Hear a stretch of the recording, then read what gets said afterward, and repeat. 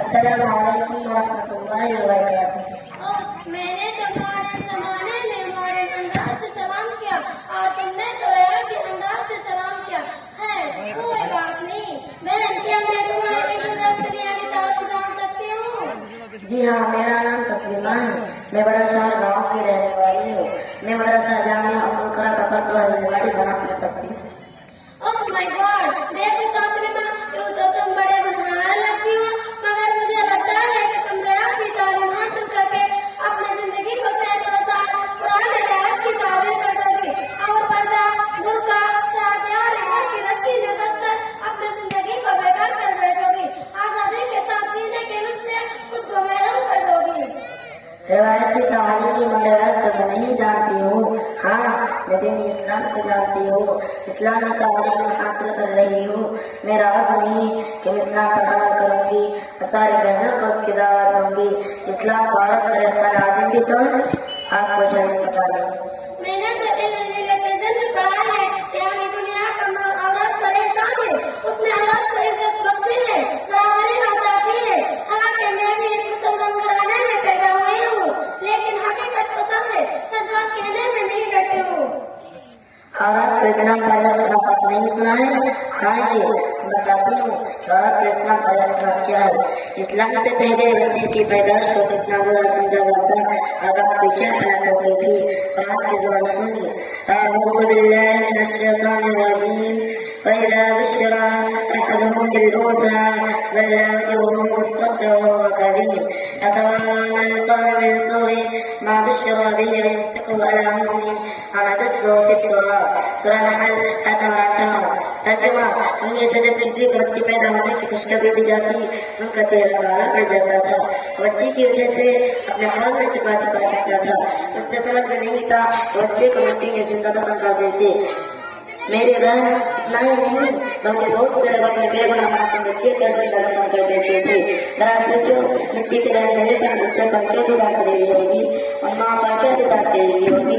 बच्चियाँ अपने भाई से भी पनाह बदलती है। किसी ने कहा है, ना खलक बेटे तो दर्द सर बने, ना खलक बेटे तो दर्द सर बने, बेटियों ने सर दबाया देकर। मैं छोटे शान की बच्ची के मोहब्बत का वसीला मौत की शक्ल दे देता था और मेरे साथ साथ तकबीर करते और हटाना पढ़ूं इधर मामूद तस्वीर गहरी रंग पुतला और जब जिंदा छोड़ दी गई बच्ची से पूछा जाएगा कि बता किस तरह से मैं इसका कत्ल कर गया। ये पर्दा, ये बुर्का, ये घरों में कोई रहना मुझे पसंद नहीं है। मैं समझती हूँ कि इस्लाम में ये सब नहीं है, ये मौलवियों ने अपने तरफ से कर लिए हैं, क्योंकि इस्लाम का मकान और हक में बराबरी का कायल है। जैसा कि मैं सुना है, पर्दा दिल का होता है, निगाहों का नहीं। मुझे ये नाराज पसंद है कि मेरी जिंदगी मेरी मर्जी। देखो, नाराज रहो ना, जो बात थी मैंने सब बता दी। मुझे मालूम नहीं होता मैं मुताबिर हो चुके हूँ कि जो चीज किताब सुन्नत में मौजूद है तो उसके बारे में फैसला करते हो।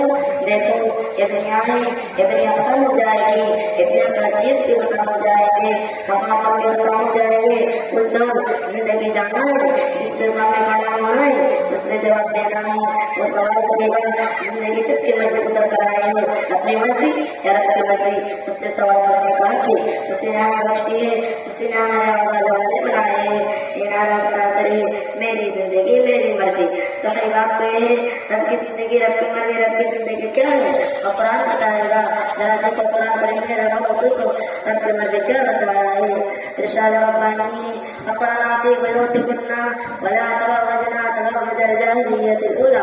तुम्हारे अपने घरों में रहा करो और जमाना जाहिलियत की तरह बनस्बत करके बाहर न करा करो।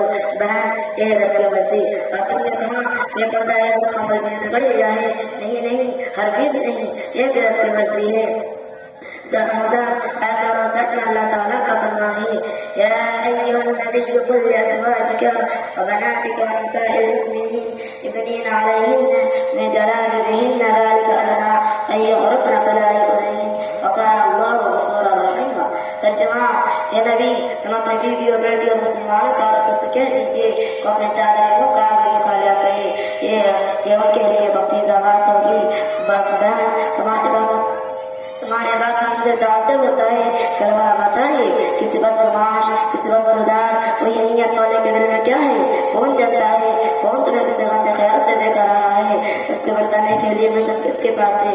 ये देख सिर्फ फरीद है बहन ये रखी एवरीथिंग ये सब तो ठीक है, लेकिन ये भी क्या जिंदगी है।